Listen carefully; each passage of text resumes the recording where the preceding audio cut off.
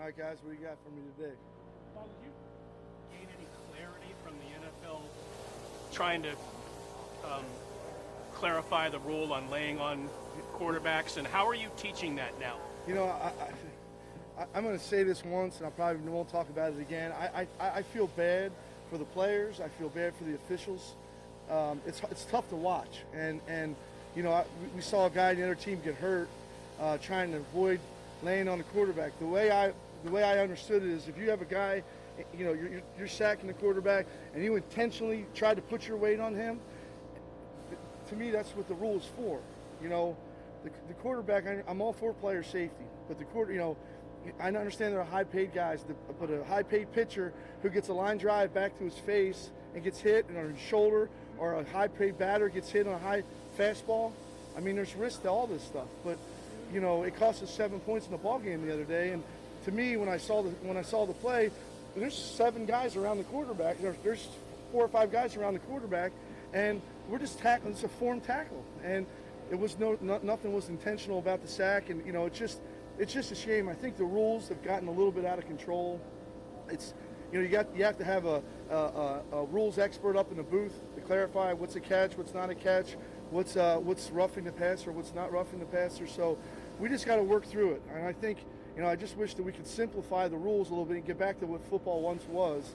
And I'm all for player safety, don't get me wrong, but you know, there's just too many of these going on. I think on Monday night there was 3 or 4 of them, and one of the guys on the Dolphins actually is out for the season because he's trying to avoid not, you know, putting himself in a bad position and try to get the guy on the ground. So, you know, it's just a shame. I just think it's just gotten a little bit over its skis a little bit with all the rules, but we just got to keep preaching it to them and do the best we can with it. You can't change what you teach at all, other than what you already have. You know what Mo did. It was a form tackle on the guy, and when you're form tackling a guy trying to get, I mean, Tannehill's a big guy. There's a lot of big quarterbacks in this league, so when he's just trying to take him, it wasn't like he picked him up and slammed him down. It was just a form tackle. So I guess he's got to turn to the side, and it's hard. And all of a sudden, now you turn to the side, and the quarterback gets out of the grass, and he's running, and I'm yelling at the kid for that. So, you know, it's just frustrating. I just think, you know, again, that's will be the last time I talk about it. I just think it's gotten a little bit out of control with just all the clarity of everything what we're doing. And I just wish we got back to made the rules a little bit simpler and got back to football the way we know it was. Thanks. No problem. That's my rant for the day. Just weeks. Yep. You had a couple of them. Yep. Went for big plays again. You had the one against the Rams. Is there a common theme to what you got? You know, the first thing we got to do is we just got to identify that it's coming, and we got to adjust to it accordingly. I mean, you know, the second one that scored on us, I knew when they were putting the guy in the game, there was a good chance of that play happening. So I actually had a call to stop it, and that's the frustrating part. It gets out, and it shouldn't have gotten out. So we just got to do a better job of identifying the motion and those type of things and handle it better. And we will. We've worked on it this week, and hopefully it's not an issue. Paul, I'm sure you've spent some time looking at it. How do you explain the difference in your defensive numbers first half and second half this year? Clearly, second half's not what you want. Yeah, I don't know if we're, you know, I've never been through anything like this, really. I mean, you hold a team to, I think the first game was like 90 yards or 80 yards, the Rams, and then the second game was 84 yards. Last week, I don't know what it was under 100 at halftime. And for some reason or another, we got to continue to do the things the right way. The plays and the calls weren't much different, and we defended them good in the first half. I don't know if it's, you know, us running out of gas or having mental lapses because we're new and everybody's new in this thing. I think we'll work through that, and that's something we're going to emphasize this week.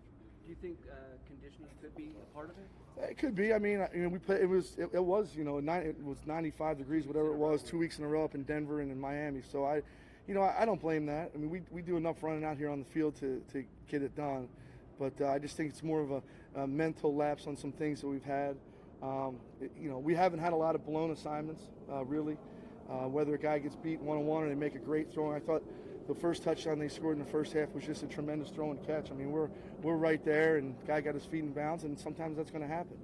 But I preach to the players, we just do things the right way all the time and concentrate on what we're doing, that we're going to win more games than we're not. Like if sometimes a guy's going to come in the gym and score 50 points on you. You know what I'm saying? You can't control it. He's hitting every three.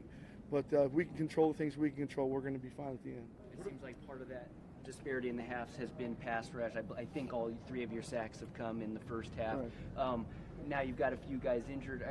Your approach to that, how much of it can be done schematically, and how much, is it just guys learning their assignments and fulfilling those assignments? Well, the front in particular, we've had quite a bit of new guys this early in the season go in there. And then Clinton and Hankins and some of the other guys that have been in there that are new. But they, every week they're getting better and learning kind of what we want. So hopefully as we go, that will continue to improve. That's what I'm looking for. I think as a defensive coordinator, you would like the idea of facing a rookie making his first start. Mm-hmm. I mean, this guy's only got a half of regular season film to look at, and he was pretty good. What was your assessment of him? No, he's a good player.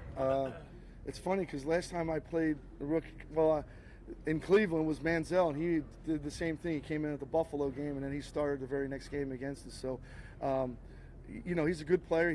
For a young guy, he stands in the pocket, remains a passer, which is, you don't always see that. He'll move around some in the pocket, so we got to make it uncomfortable for him in the pocket.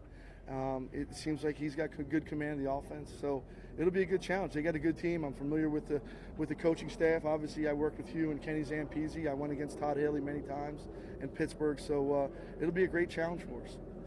Just to clarify, you said that you were able to get that call in for the second jet sweep, like you were able to relay that in, and that was you said you had a call ready. Yeah, well, when I saw the guy who ran the jet sweep the first time come in the game in that personnel grouping, I had a pretty good idea what was coming, and you were able to get the call. Yeah, the call was in. Where yeah. did you see it break down? It's just we got cut off, and we weren't fast enough to get there. So we just got to identify it a little bit better.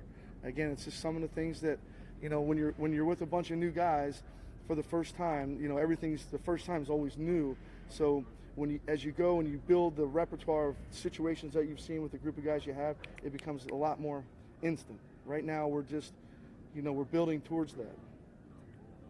Reggie Nelson's taken some heat here over the last couple years, but no one can seem to dislodge him from the starting lineup. Mm-hmm. Coaches like him. Like, what does he bring to your defense? Why do you like him out there for? I just think, I look at it. Look, I watched the tape last year, and I watched the tape this year, okay? And I said this before with Reggie. Reggie didn't cost us a game here or a game there. I mean, there's 11 guys out there. Reggie's a veteran guy. He knows what to do. Obviously, Eric Harris played some in there. So, like I said before, I'm rolling these guys through. I'm trying to put them in the best positions to utilize their skill set. So, I don't, Reggie's a guy that, again, gets a lot of heat.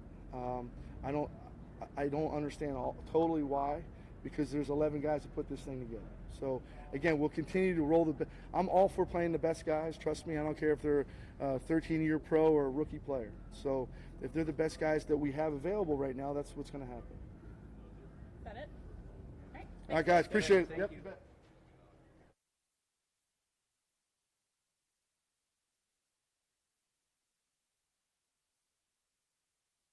get started.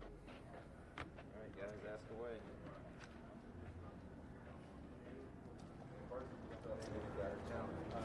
Eric was asked yesterday about the fact that after week one, there was a play where John had said he would have liked to see him take a deep throw to Cooper.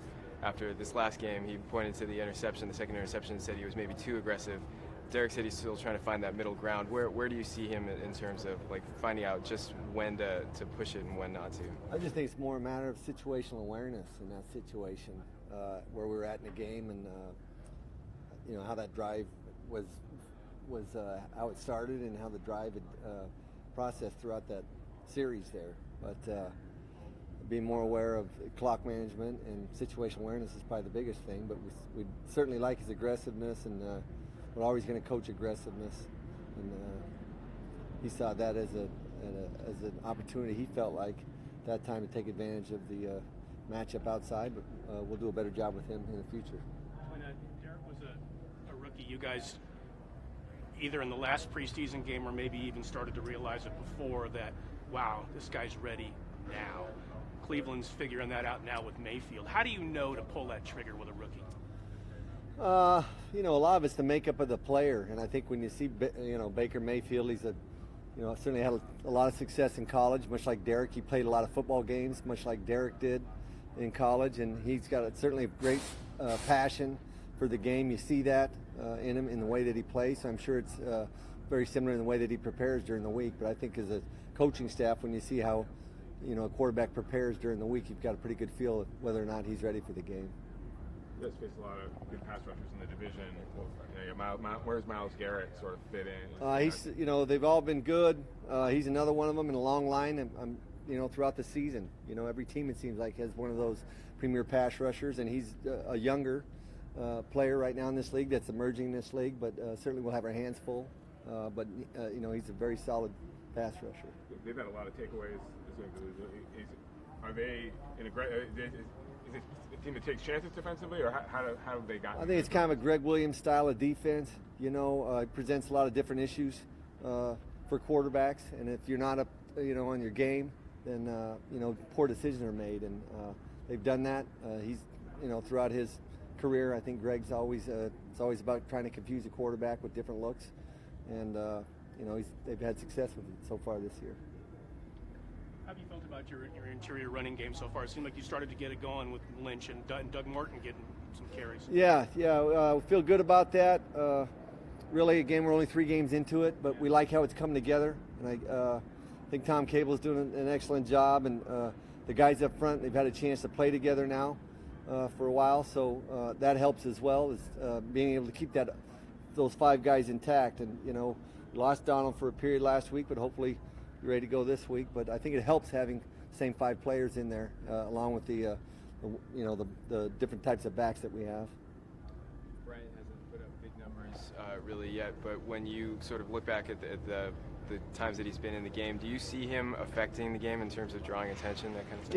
Yeah, again, he's an explosive player. We feel great about our receiving core in general. And when you look at each week, it's about matchups. We've had 3 different matchups for 3 different receivers, with our tight end the first matchup, and then obviously Coop and Jordy here in the last 2 games. So we just think it's a matter of time before he breaks out as well. But we like where he's at right now. Those matchups talk about, is that something where you guys went into the game thinking, okay, week 1 it would be Jared, week 2 would be Amari, week 3 Jordy, or is it something that's developed as the game went on? How's that? I think as the game goes on, but there's certainly when you go into the game, there are matchups that we are looking to and matchups we're looking to avoid.